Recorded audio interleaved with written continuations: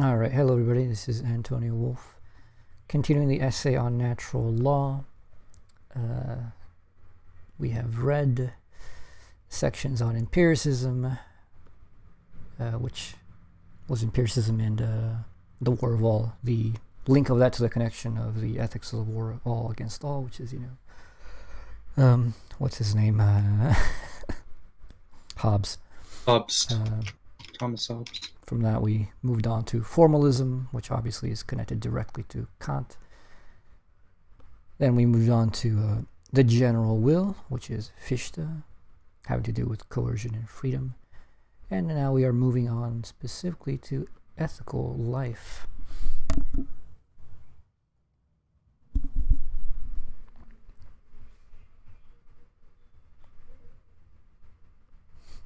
Okay. So,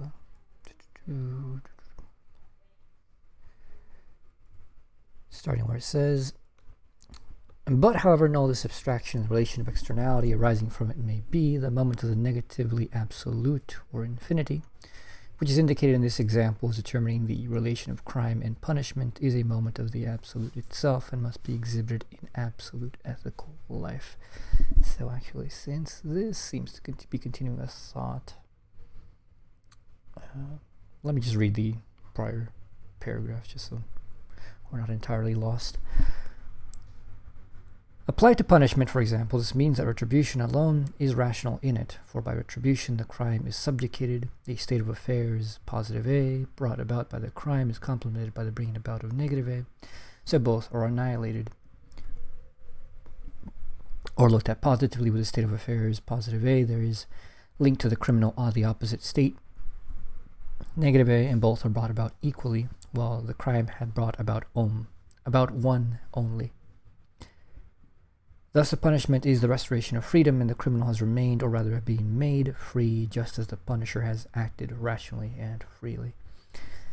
Ignore all the plus A, negative A, BS, it's not really necessary to this.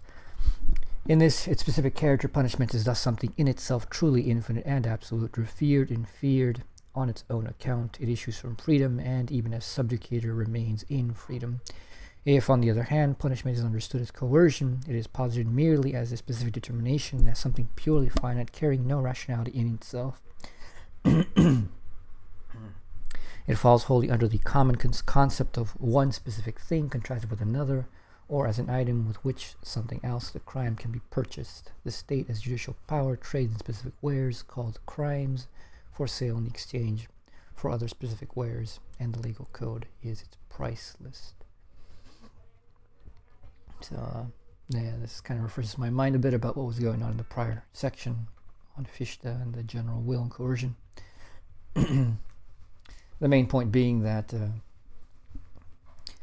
under Fichte's model, like freedom and coercion are really reduced to just coercion overall. That in the sense that the general will and the state are constantly coercing each other as checks of validity, and Hegel's obviously doesn't take that to really be a proper state of freedom. Here the example of punishment is that we cannot understand retribution properly as coercion being an external imposition upon freedom. That we must actually see this as immanent to freedom. It's not an external check or correction, but rather an internal determination to the act itself. So, a criminal commits, obviously, a crime. Punishment is not a coercion against them, but it's rather the free determination of crime itself, consequent to its own logic. In the logic of right, a crime is a violation of right, but this violation itself holds its own correction within itself, in its own retribution in the state. And so the state is not coercing a criminal to anything. The state is giving the criminal the freedom of the actualization of of their own right, funny enough, as an individual to accept responsibility, accept the judgment of society as to what is the ethical norm of that responsibility, carry that responsibility out, and therefore then in that also be atoned and forgiven on the objective level of social norms, at least, for the transgression of right. Now, does that make sense, Josh? Yeah. Sorry, Canadian. But however null this abstraction, the relation of externality arising from it may be, the moment of the negatively absolute, or infinity, which is indicated in this example as determining the relation of crime and punishment, is a moment of the absolute itself and must be exhibited in absolute ethical life. We shall take the versatility of absolute form or of infinity in its necessary moments and show how they determine the shape of absolute ethical life. This will lead us to the true concept and relation of the practical sciences. Since the point here at present is to characterize the relations involved in these moments, and since the aspect of infinity must thus be emphasized, we presuppose the positive principle that the absolute ethical totality is nothing other than a people, a point that will also be demonstrated in the following moments of the negative, which we are considering here.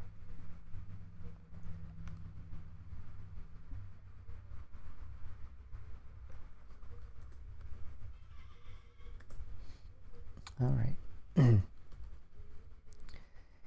In absolute ethical life, infinity, or form as the absolutely negative, is nothing other than subjugating, as understood above, taken up into its absolute concept.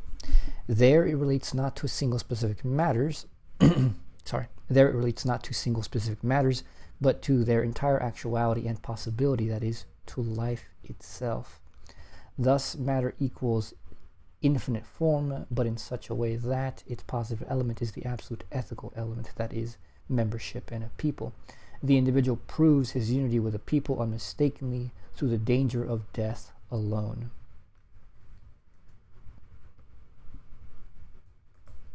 Through the absolute identity of the infinite, or of the aspect of relation with the positive ethical totalities, such as peoples, take form and constitute themselves as individuals, and thus peoples as individuals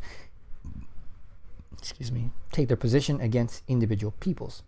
This position and individuality are aspects of reality.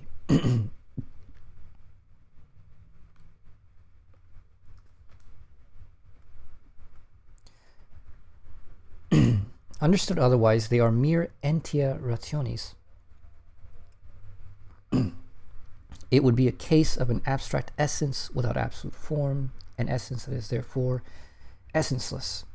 This bearing of individuality on individuality is a relation and therefore is twofold.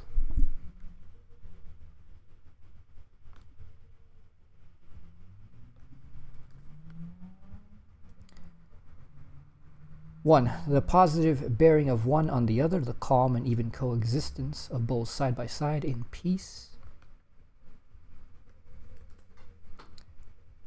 Two, the negative bearing, that is, exclusion of one by the other, and both are absolutely necessary.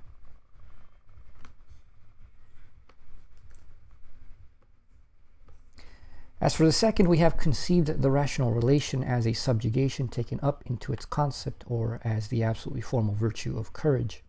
This second aspect of the bearing which the shape and individuality of one ethical totality has on another is what establishes the necessity of war. Now this is very related to the current times. If there's something that I might relate to what is going on right now in the Ukraine situation, we'll definitely talk about that. In war, there is the free possibility that not only certain individual things, but the whole of them as life will be annihilated and destroyed for the absolute itself or for the people. And therefore war preserves the ethical health of peoples in their indifference to specific institutions, preserves it from habituation to such institutions and their hardening Just as the blowing of the winds preserves the sea from the foulness which would result from a continual calm, so also corruption would result for peoples under continual or indeed perpetual peace. Holy shit. Can't get wrecked. That's true. Actually, I was actually talking about this with Rain earlier. I mean, you read it, right, Josh? In which I was talking about how it seems that multipolarity, in a way, is necessary for a healthy peace. But it also leads to war, ultimately. And it's because, like, these are genuinely different principles, or genuinely different spirits. Mm-hmm. And so, therefore, the war is necessary because, one, a genuine spirit takes itself to be the spirit. Like, there is no question of, like, oh, well, okay, we're equally good. You have your worldview, I have my worldview. Let's just accept they're equally valid and leave each other alone. No, that doesn't really happen. And that can't really happen. The standpoint of spirit is the standpoint of truth. You either really believe that you have the truth, or you're nothing, really, ultimately. And if you really believe you have the truth, then you cannot really stand idly by and not try to change the world. You can't stand idly by and say, oh, well, these backwards peoples, just let them be backwards. No, like, even if you don't go specifically to, like, open war, like, like physical violence, there's nonetheless the necessary violence of ideas. Like, you just don't and you can't let things be. Yeah, I also think, like, kind of just similarly, even, like, beyond the state level, just to the individual level, people are always going to be at odds with each other. No matter what kind of state you set up, because we're free. Insofar as states are free, they're obviously going to be at odds with each other at some point. And it has to lead to war for the reasons you let out.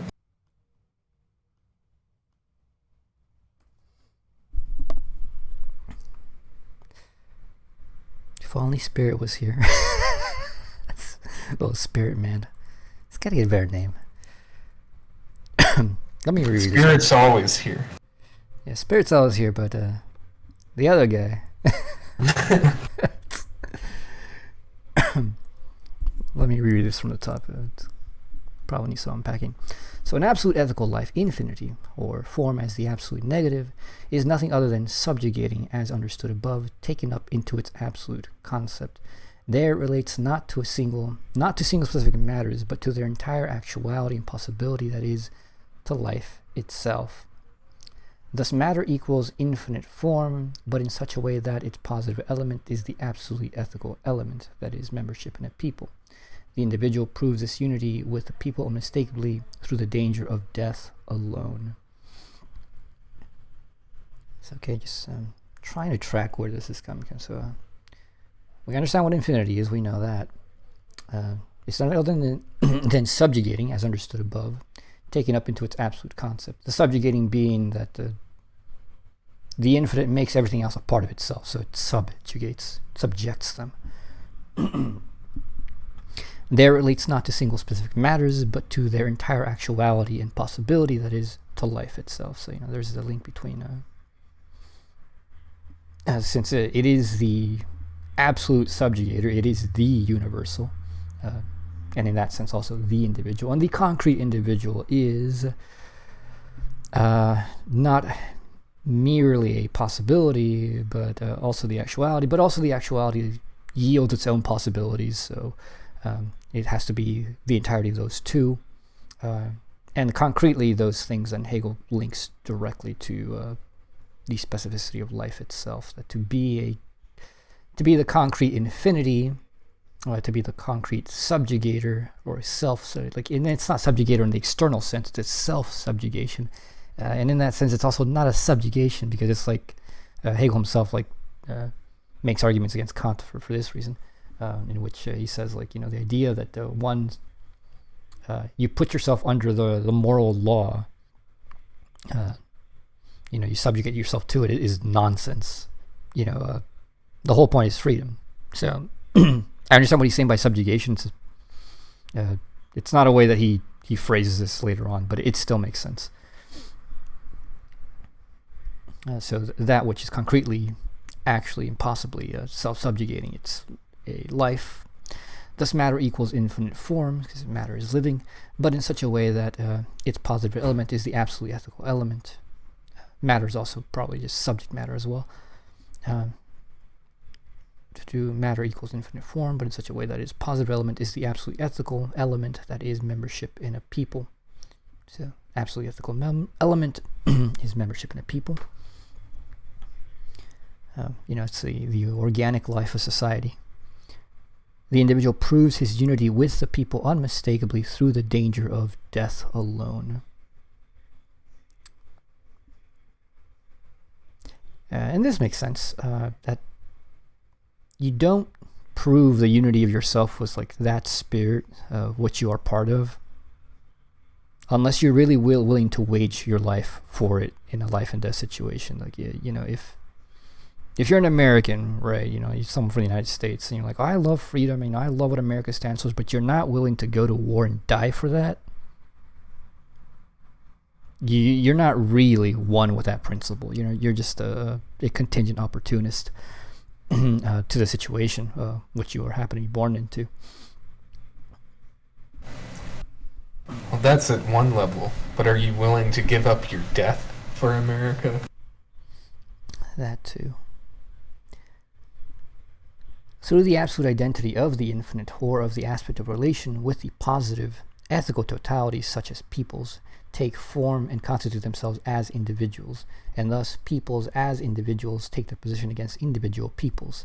This position and individuality are aspects of reality. So, through the absolute identity of the infinite, or of the aspect of relation, identity being A equals A, but A equals A is a relationship. And whether it's a self-relationship or an other relationship doesn't matter. It is a relationship, and the relationship requires a difference, a distinction.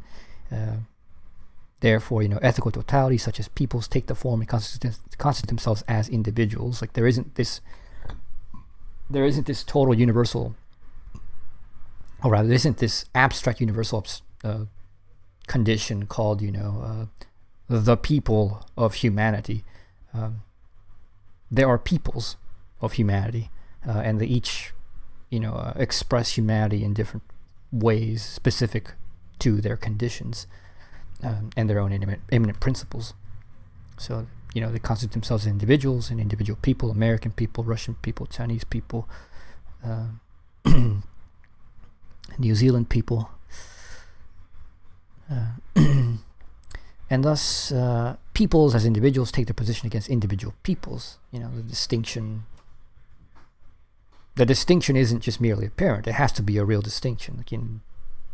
Otherwise, they're not different peoples. It's just the people. But the people don't exist. That's just an abstraction. Insofar as there is the people, like it's the peoples. It has to be. Otherwise, there's no distinction, and you can't say the people really exists in any way. This position and individuality are aspects of reality. Makes sense? Understood otherwise, they are mere entia rationis. I think that means rational beings, but I'm not entirely sure about that. Let me see.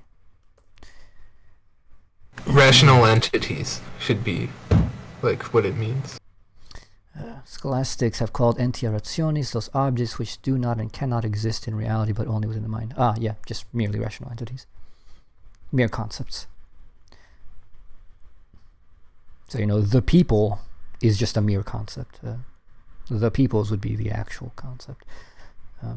It would be a case of an abstract essence without absolute form, an essence that is therefore essenceless. An essence that doesn't exist.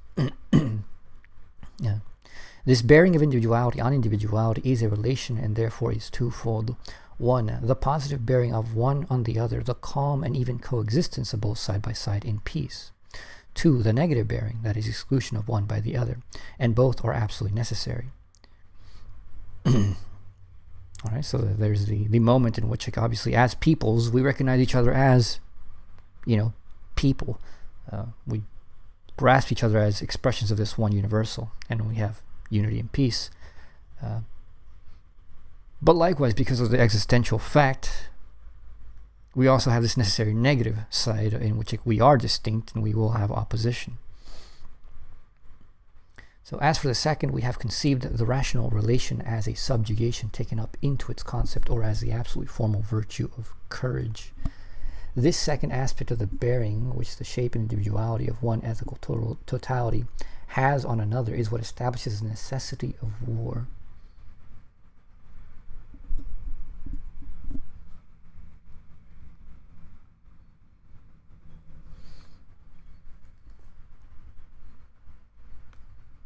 Alright, just trying to think about what courage is here. So as for the second, we have conceived the rational relation as a subjugation taken up into its concept, or as the absolute formal virtue of courage. So courage here would be, it seems to me, like he's taken this concept to be the concept in which one side subjugates the other, or has the tendency, the movement of subjugation.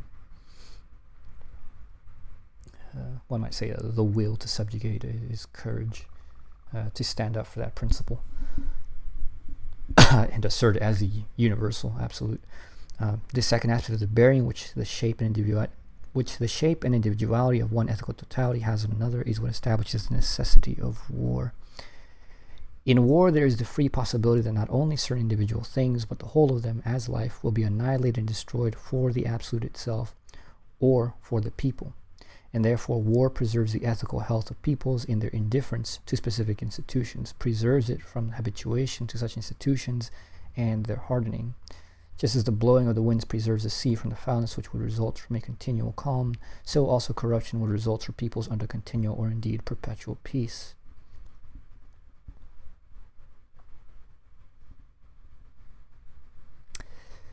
And as I commented on that, it makes sense to me.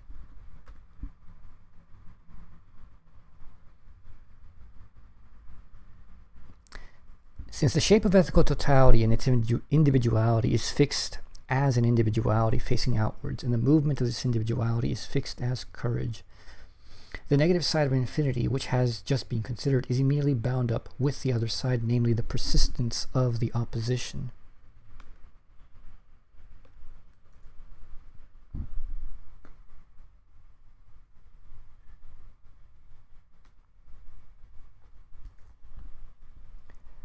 One side is infinity, negative like the other. The first is negation of negation, opposition against opposition. The second is negation and opposition even in its persistence as specific characteristics or manifold reality. These realities in their pure inner formlessness and simplicity, that is, these feelings, are in the practical sphere feelings which reconstruct themselves out of difference and passing from the cancellation of undifferentiated self-awareness, are restored through an annihilation of perceptions. These are physical needs and enjoyments which, put again on their own account in a totality, obey in their infinite intertwining one single necessity in the system of universal mutual dependence in relation to physical needs and work and the amassing of wealth for these needs. And this system as a science is the system of the so-called political economy. Since the system of reality rests entirely on negativity and infinity, it follows for its relation to the positive totality that it must be treated wholly negatively by the latter and must remain subject to the domination of this relation. Whatever is by nature negative must remain negative and may not become fixed. In order to prevent this system from becoming a self-constituted and independent power, it is not enough to set up the propositions that everyone has a right to live, that in a people the commonweal has to see to it that every citizen shall have a sufficiency and that there will be perfect security and ease of gain.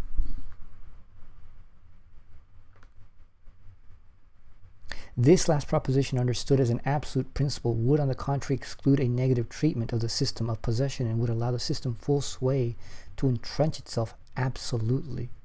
But the ethical whole must, on the contrary, preserve in this system the awareness of an inner nullity and impede both its burgeoning in point of quantity and the development of ever greater difference and inequality for which its nature strives.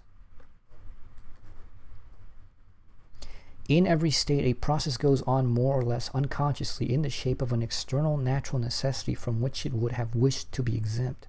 With the growth of the system of property, the expenditure of the state increases continually and taxes rise proportionately.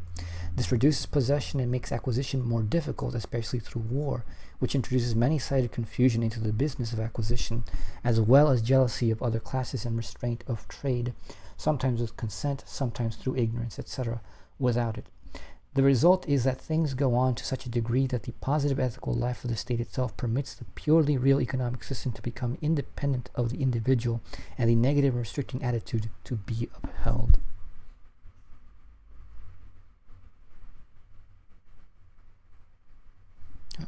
Okay. Let me reread that whole paragraph.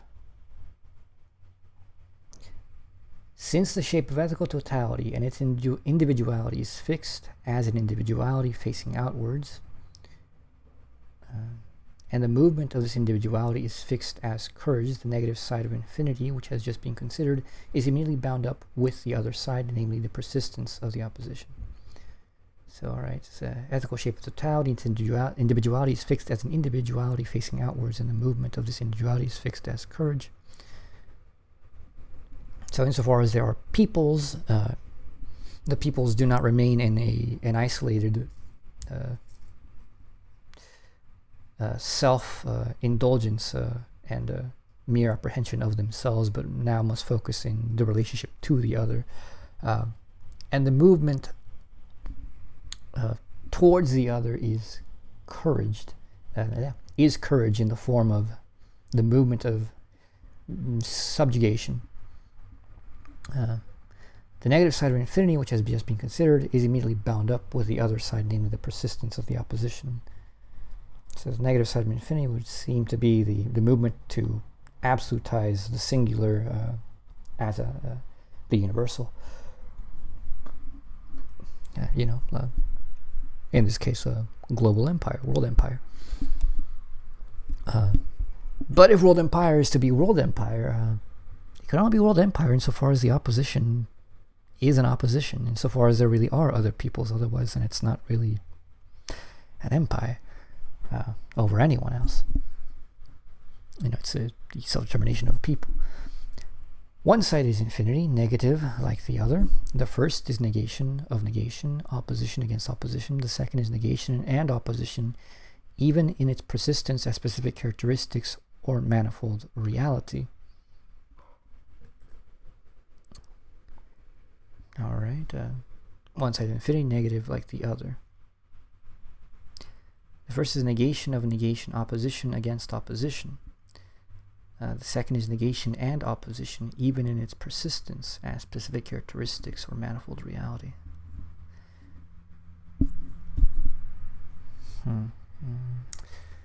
These realities in their pure inner formlessness and simplicity, that is, these feelings, are in the practical sphere feelings which reconstruct themselves out of difference and, passing from the cancellation of undifferentiated self-awareness, are restored through an annihilation of perceptions.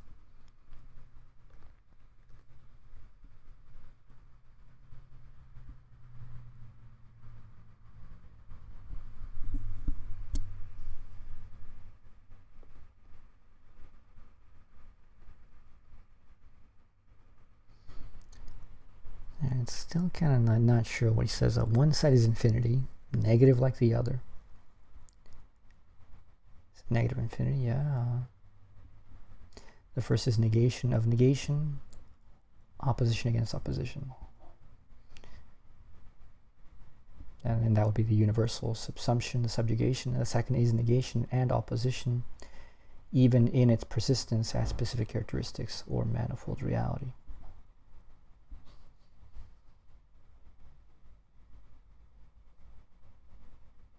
So one side is the infinite negation of negation, the other is negation and opposition, even in its persistence as specific characteristics or manifold reality.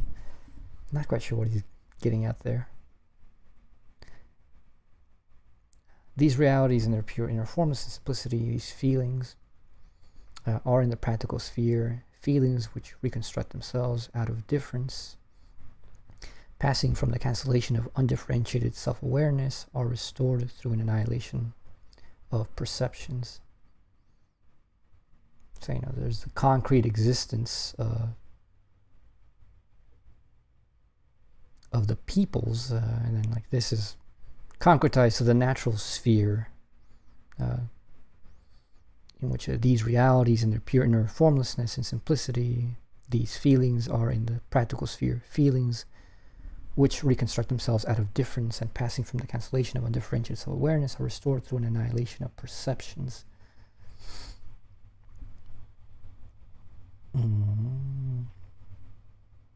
Okay, so there's abstract feelings. These feelings are then kind of expressed, but then they have to be expressed intelligently, and so one moves about the world perceiving the world and having to modulate one's feelings in accordance with perceptions. That makes sense to me. These are physical needs and enjoyments which, put again on their own account in a totality, obey in their infinite intertwining one single necessity and the system of universal mutual dependence in relation to physical needs and work and the amassing of wealth for these needs.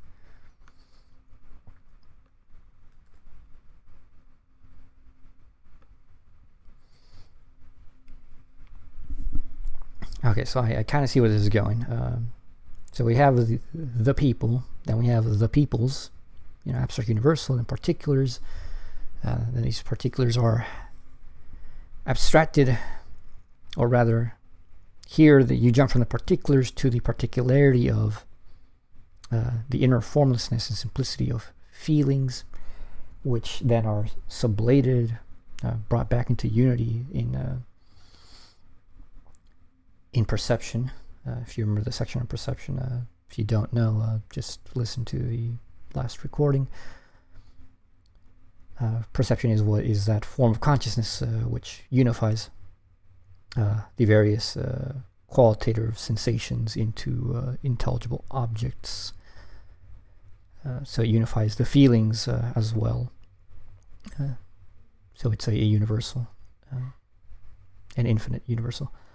These are physical needs and enjoyments which, again, on their own account and in totality, obey in their infinite intertwining one single necessity in the system of universal mutual dependence in relation to physical needs and work in the amassing of wealth for these needs. And so then this just plops in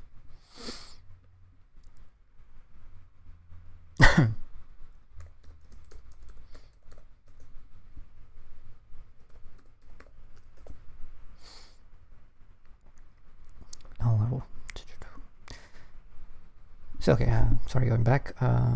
Perceptions. So feelings gets assumed in perceptions. Perceptions themselves then play out the feelings, but then this process is a process taking place within a people, and therefore there is a communal aspect, and the perception of and feelings mediated by perceptions within community bring us into this intertwining single necessity in the system of universal mutual dependence in relation to physical needs and work in the amassing of wealth for these needs. We trade with each other.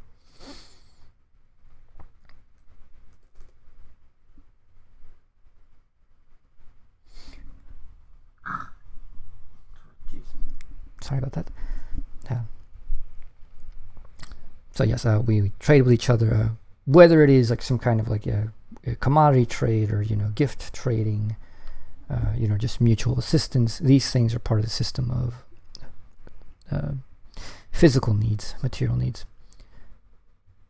And then this itself is a recognitive system.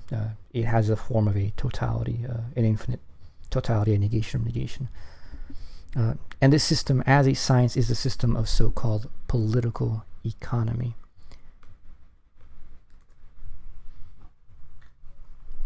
Since the system of reality rests entirely on negativity and infinity, it follows for its relation to the positive totality that it must be treated wholly negatively by the latter and must remain subject to the domination of this relation. Whatever is by nature negative must remain negative and may not become fixed. Okay, so this is interesting.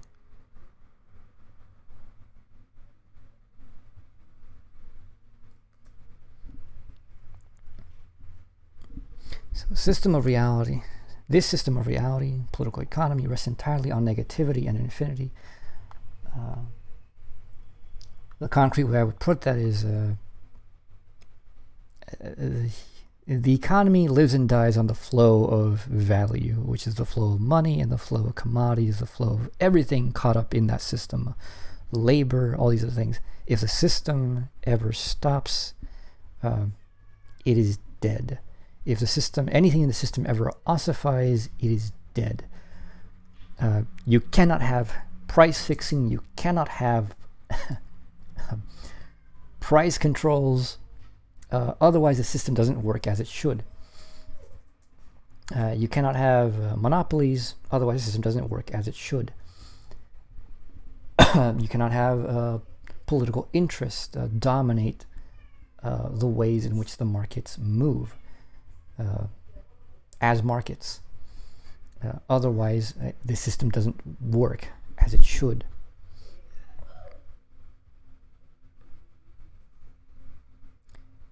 So, that flow, that negativity, that infinite negativity, it falls for its relation to the positive totality that it must be treated wholly negatively by the latter.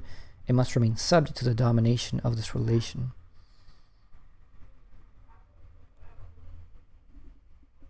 The positive totality, I assume, is to be the state, the ethical life community. Whatever is by nature negative must remain negative and may not become fixed.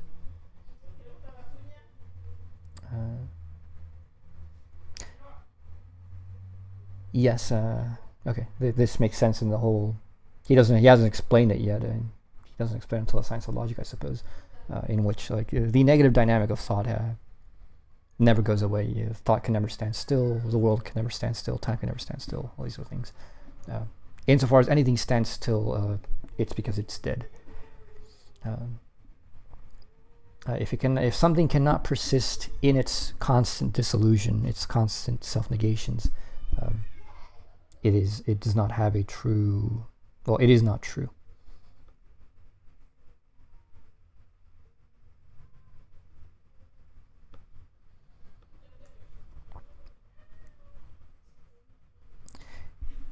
In order to prevent this system from becoming a self-constituting and independent power, it is not enough to set up the propositions that everyone has a right to live, that in a people the commonweal has to see to it that every citizen shall have a sufficiency, and that there be perfect security and ease of gain.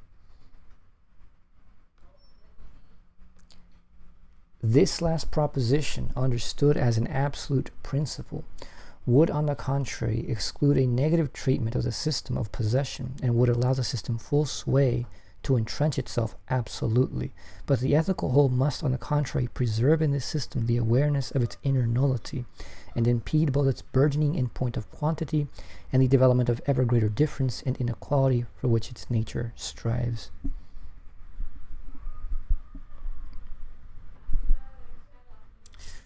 All right, let me read that out. In order to prevent this system from becoming a self-constituting and independent power, it is not enough to set up the propositions that everyone has a right to live, that in a people the commonweal has to see to it that every citizen shall have sufficiency, and that there be perfect security and ease of gain. So, okay, in order for the system to not become in order for economics not to become an independent power against the people itself, the state, it's not enough to just set up the propositions of these things. So merely saying, merely the formality of rights is not enough. For example, India has a lot of fucking rights, but there's no reality to them. For the most part. This last proposition, which would be perfect security and ease of gain, understood as an absolute principle, would on the contrary exclude a negative treatment of the system of possession and would allow the system full sway to entrench itself absolutely. But the ethical whole must on the contrary preserve in the system the awareness of its inner nullity and impede both its burgeoning in point of quantity and the development of ever greater difference and inequality for which its nature strives. Okay, so perfect security and ease of gain, this last proposition, understood as an absolute principle, would on the contrary exclude a negative treatment of the system of possession and would allow the system full sway to entrench itself absolutely. I'm trying to make sense of how, like, what he's concretely saying here. The first thing that comes to mind is the empirical fact that we can all like look at it, which is also easily derived, but still, you still have to do the monotonous task of actually deriving it. About state monopolies, in which when the state decides to take upon itself the full control of an industry, that industry has an interest in simply sponging off money from the system of government, and therefore, people who entrench themselves within that system gain an inordinate amount of power, which, you think like the whole point is like, okay, well, we want to guarantee these things, and we want to get away from the volatility of the market. If you do that too strongly, however, what you just get is the exact same phenomenon you were trying to get away with. You're trying to get away from private monopolies, but all you do is then make that into private monopolies in public form. And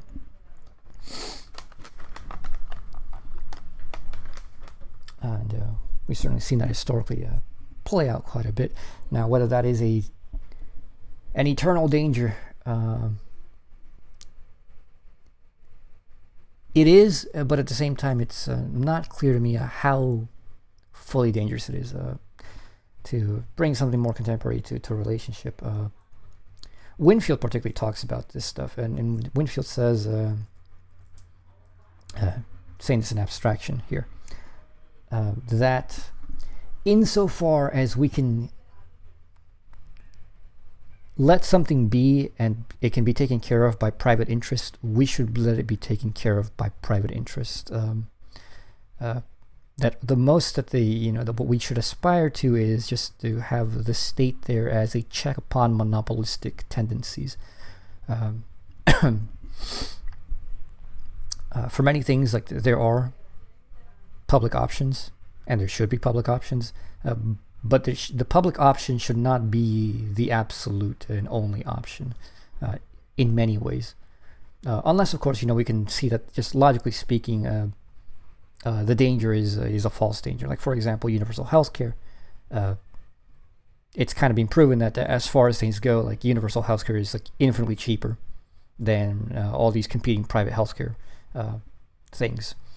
The way the logistics works ends up just making that the better option, practically speaking.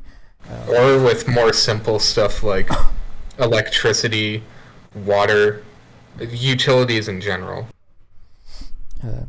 Yeah.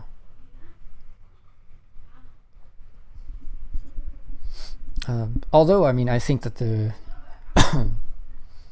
are plenty of things, like, for example, the privatization of spaceflight, for example, that's happening now, is probably a good thing, insofar as that the way the state was funding these things wasn't really being productive very much. And it's not because, in principle, these things couldn't be more productive. I think that if one looks into the history of, for example, NASA, you can see that there's a way in which, like, the state just kind of like didn't seem to really care about the issue anymore, and so that's why a lot of things that would have been innovated were not continued on to be innovated. But also at the same time, it's kind of hard to deny that NASA innovated a shit ton, like even beyond space travel related technology. Like, lots of the fucking technology this is an argument used by people in saying that, oh, you need to involve the state in the economy for innovation to work in at all. It's like the iPhone. Most of the things that make it a useful technology were first developed by government agencies, like a touch screen, the internet, obviously, voice recognition, yada yada yada, computers. Yeah, definitely. So, continuing.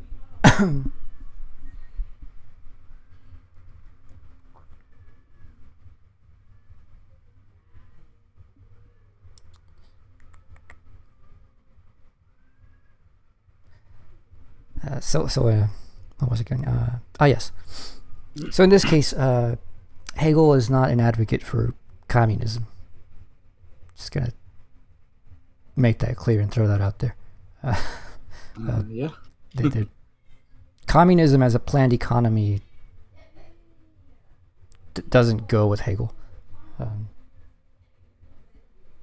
It's not that it absolutely can't. It's just that given the fact that this organic system, which it is organic, which is why Hegel defends it.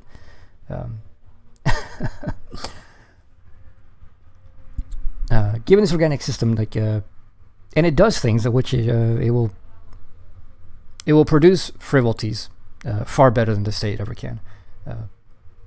But indeed, one might say, well, the state just shouldn't really care about frivolous stuff. Leave that to private interests and all these other things. But yeah, true.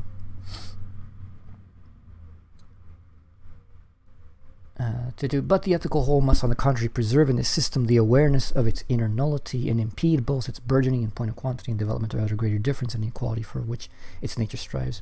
In every state, a process goes on more or less unconsciously in the shape of an external natural necessity from which it would have wished to be exempt. With the growth of the system of property, the expenditure of the state increases continually and taxes rise proportionately. This reduces possession and makes acquisition more difficult, especially through war, which introduces many-sided confusion into the business of acquisition, as well as jealousy of other classes and restraint of trade, sometimes with consent, sometimes through ignorance, etc., without it.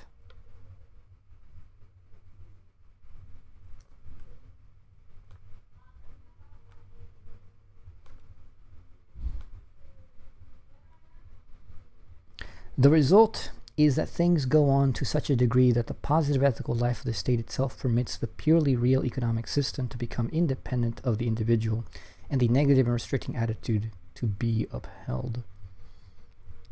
Alright,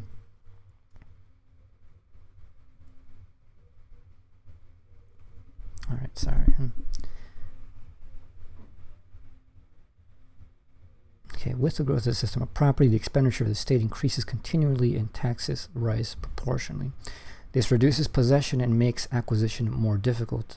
I assume that's, particularly, for example, with property of houses, land property. There's only so much land, and so, insofar as the economy grows, eventually someone owns every piece of land. So possession is reduced. Less people really end up being capable of owning land or houses. It makes acquisition more difficult. It gets more expensive. Supply and demand, especially through war, which introduces many-sided confusion into the business of acquisition, as well as jealousy of other classes and restraint of trade, sometimes with consent, sometimes with ignorance, etc., without it. So this reduces possession and makes acquisition more difficult, especially through war.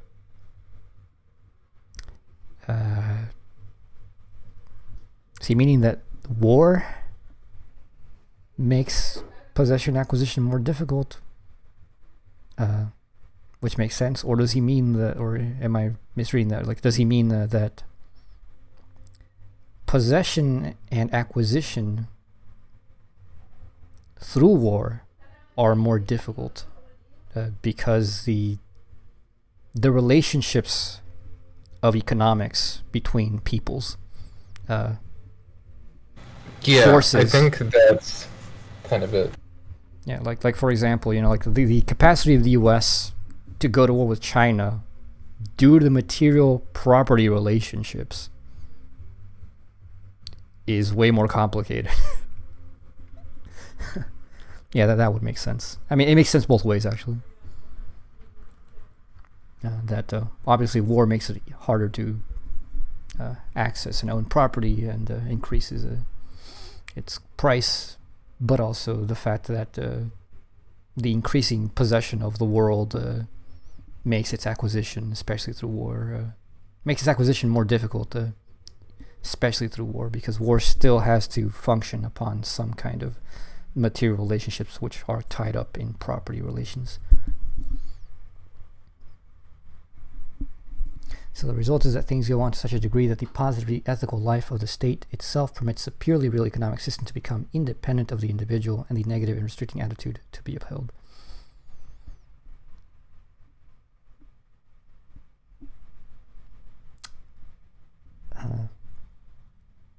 This makes sense in the sense that ideally the state's only purpose with the economy is to, one, obviously keep it from being overbearing, two, keep it from being, too self-destructive, or, well, it can be self-destructive, just like not destructive to the entire ethical existence of the people.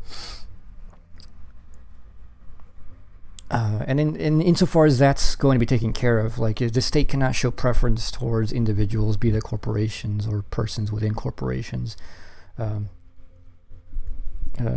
within the private sphere or within the public sphere either, because the whole purpose is that the system of circulation must, well, obviously keep circulating,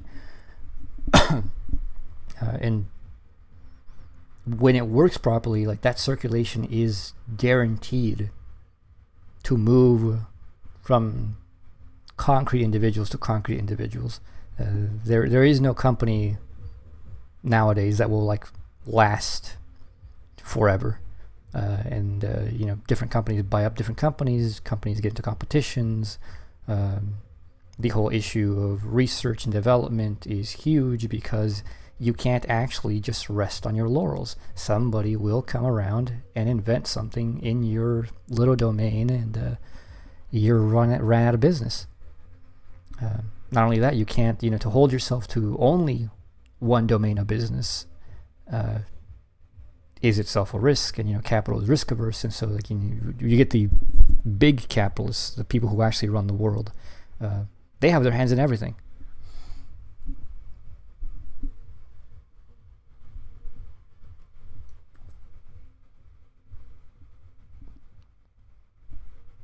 Jesus Christ, we've gone on almost for an hour, and it's only been like 2 pages. So much to say with Hegel. Yeah, this is a good one. So reality in the context in which it has just been considered, and of which different aspects are physical necessity, enjoyment, possession, and the objects of possession and enjoyment, is pure reality. It simply expresses the extremes of the relation, but the relation also contains an ideality, a relative identity of the opposed determinacies. Thus his identity cannot be positively absolute, but only formal. Through the identity into which the real aspect of the context of the relations is posited, possession becomes property, and particularity in general, even living particularity, is simultaneously determined as universal, and thus the sphere of law is constituted. Okay, all right. Let me read that.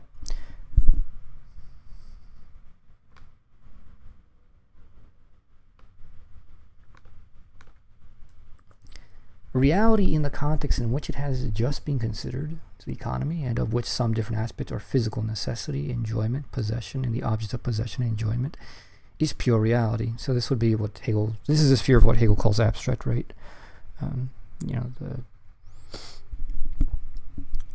In abstract right, you have obviously physical needs, which then, you have enjoyments, you have desires, the will, possession. Possession then leads to property. Possession is not yet a right, but property is the concrete social form of possession. And the objects of possession and enjoyment is pure reality.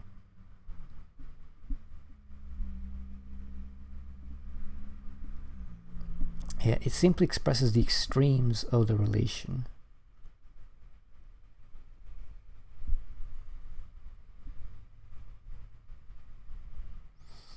So, okay, the economics includes all these things about will and desire.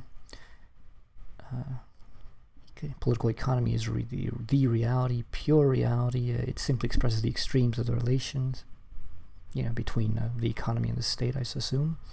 But the relation also contains an ideality, a relative identity of the opposed determinacies. And ideality here almost means exactly what it ends up meaning in later Hegel.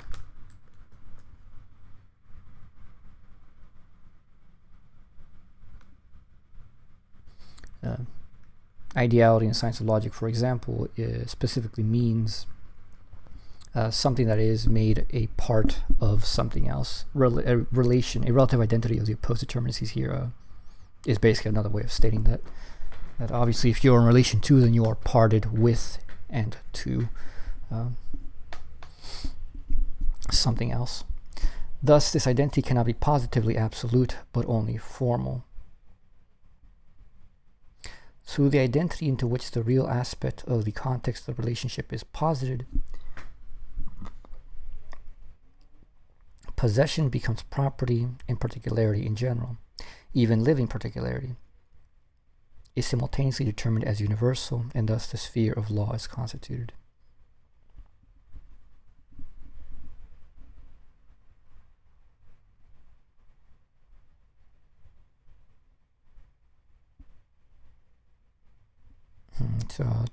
So the ideality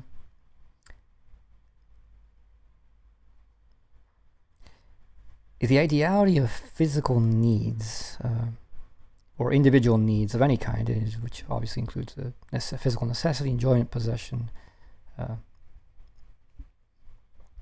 These, in relationship to the ethical totality, which here is just the community or the state, the people. When these enter under that determination and are idealized within it, through the identity into which the real aspect of the context of the relations is posited, possession becomes property. So possession is a social reality, becomes the right of property and particularity in general. Even in living particularity is simultaneously determined as universal, and thus the sphere of law is constituted. So property becomes the particular form, and then law becomes the universal form of the mediation of possession.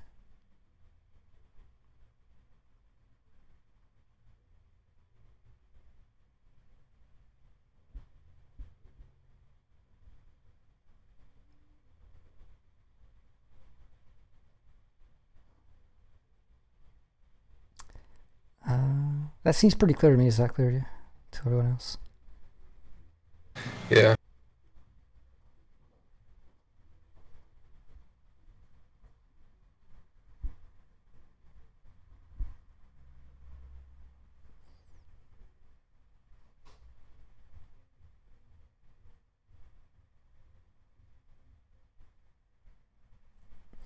As for the reflection of the absolute in this relation, it has already been characterized above in its negative aspect as a subjugation opposed to the persistence of the real and the limited.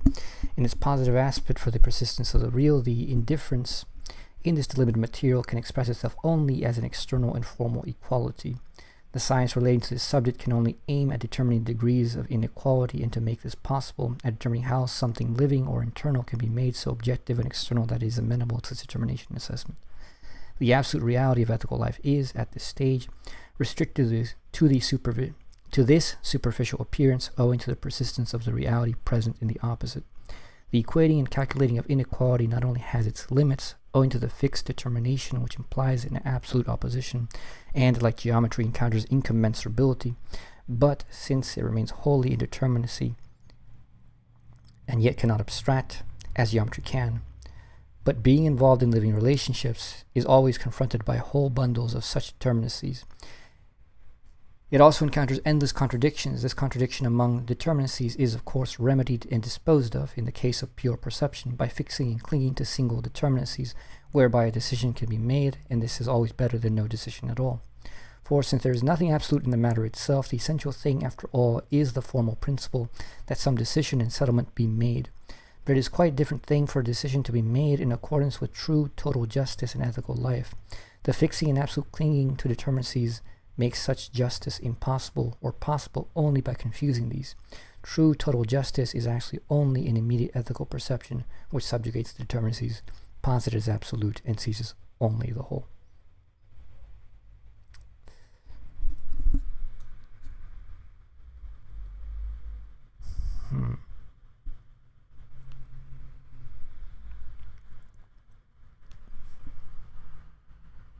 Okay, I still got to kind of straighten out where the hell we're jumping from. I've kind of got like a logical formality to it, but I don't like that, and I don't think that's what he's doing, because it isn't what he's done yet. I'm just trying to grab hold of where the movement is happening here. We went from talking about political economy, the concretizing of a people as distinct peoples, the necessity of war.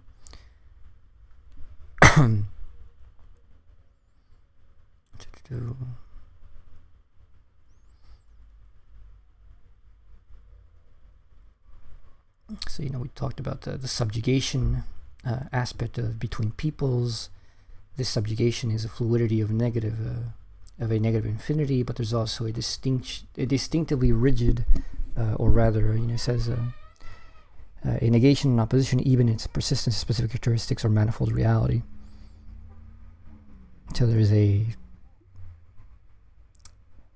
like a becoming side of negativity, which is always moving, non-stop, always dissolving. But there's also the determinate side, or the existent side of becoming, which is still negative, still moves, but not in the same way as becoming does. In this case, it would be persistence of specific characteristics or manifold reality.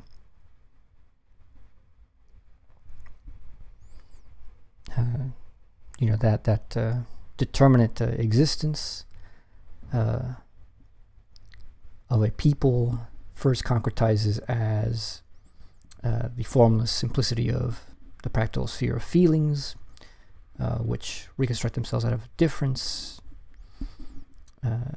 passing from the cancellation of undifferentiated self-awareness.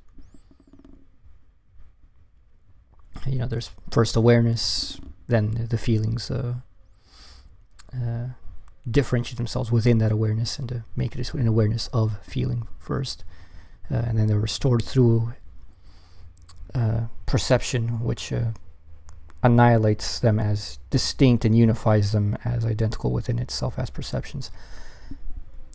So, and then these specific feelings, concretely as embodied beings, we have physical needs and enjoyments, to which, put again on their own account in a totality, obey in their infinite intertwining one single necessity, in the system of universal mutual dependence in relation to physical needs, and work is the amassing of these needs. So, we have the physical needs, but we go back to the totality of a people. These physical needs are embodied needs, and these people are obviously social peoples, and so, in their infinite intertwining, needs now become social needs, which require a system of universal mutual dependence in relation to physical needs, and working the amassing of wealth for these needs. And then we get the whole interplay of the economy, in which the economy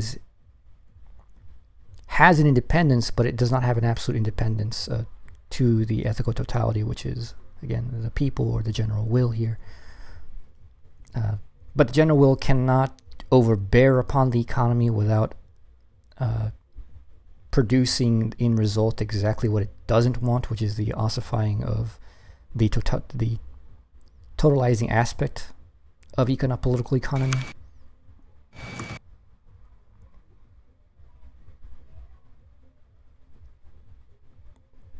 In which economics overtakes the role of statecraft. So, you can't let the economic sphere simply be, because it will undo itself and will become ossified, monopolies, and all these other things. But you can't also be too heavy-handed, because then you do the exact same thing. You ossify, you create monopolies of different kinds. And also you end up disrupting the flow of the movement of the markets, which is the entire purpose of the economy in the first place, in order to serve particular needs. So the relationship of the state to the economy, Hegel says, is maintains a negativity in which they do not collapse into each other, but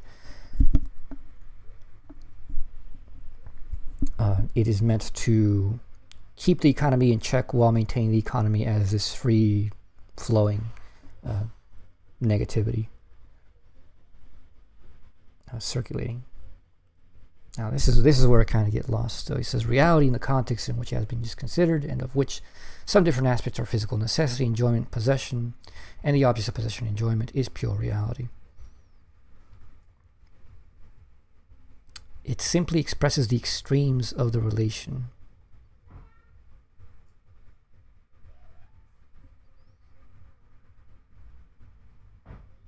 All right, so economics.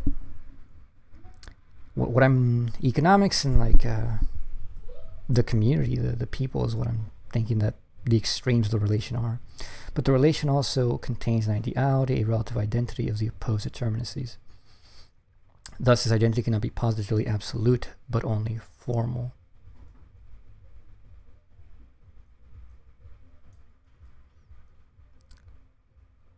Okay, that I don't understand. Trying to think about it. Thus, this identity cannot be positively absolute, but only formal. But the relation also contains an ideality, a relative identity of the opposed determinacies. Thus, this identity cannot be positively absolute, but only formal. Through the identity into which the real aspect of the context of the relations is posited, possession becomes property, and particularity in general, even living particularity, is simultaneously determined as universal. Thus, the sphere of law is constituted.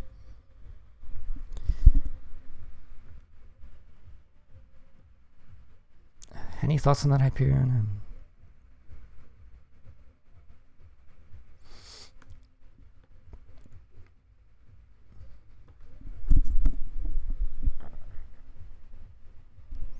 Because most of what we're reading is making sense. It's just like I'm losing the connection here.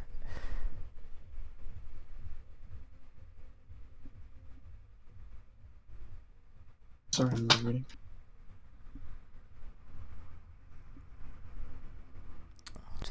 So reality,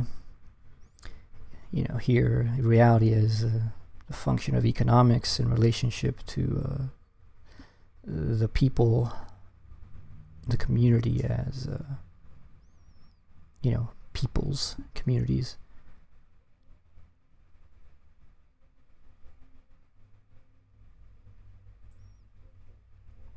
Because in peoples and communities, he says there's the aspect of subjugation in which each people tries to conquer each other through, and this process of conquering is itself the determination of the valor, the virtue of courage, and so they represent the negation of negation, because they're trying to become the full totality, the concrete totality. Economics, however, is not the negation of negation. It's just the negation or the particularity universalized as particularity. And so, these two sides, the ethical community and the political economy, form the extremes of this pure reality, which is the totality right now, the absolute. It simply expresses the extremes of the relation, but the relation also contains an ideality, a relative identity, the opposed determinacies. Thus, his identity cannot be positively absolute, but only formal. What I don't get is why this is only formal. I mean, I suppose I'm if he said like this is just what's posited here, Yeah. that would make sense. But it's not clear that this is just being what is posited, because he's kind of done a bit of development here. Right.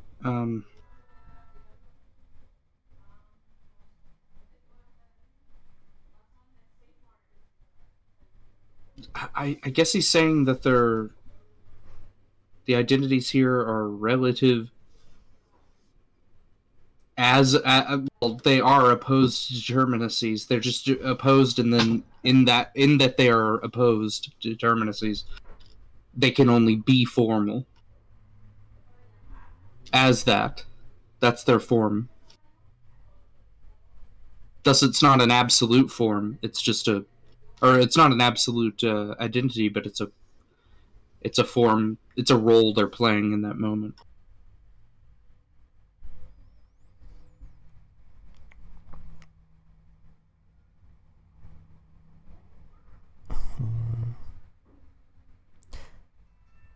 Yeah, it makes sense. It's just like I don't know how like that I don't know. goes along with the text. Yeah.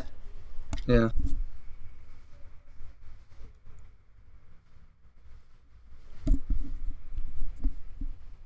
Because so far there we had a development, and here all of a sudden like it's like we didn't have this development.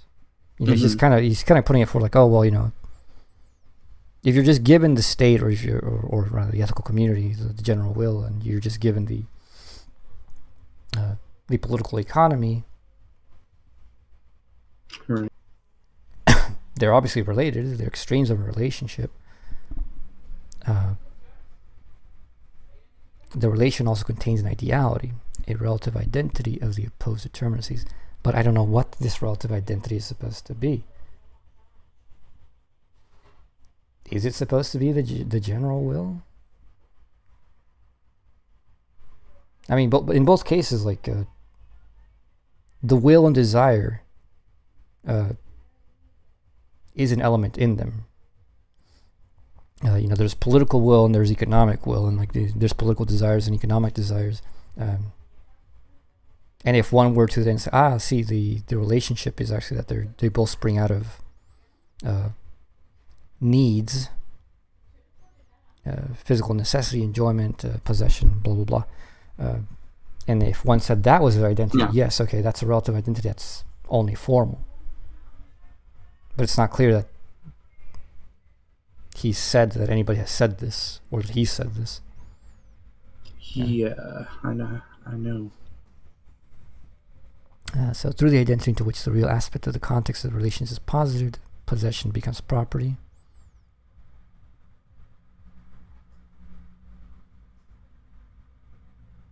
So possession in the community becomes property, and particularity in general. Even living particularity is simultaneously determined as universal, and thus the sphere of law is constituted. So with the arising of property, necessarily like property's relationship to property as well requires that law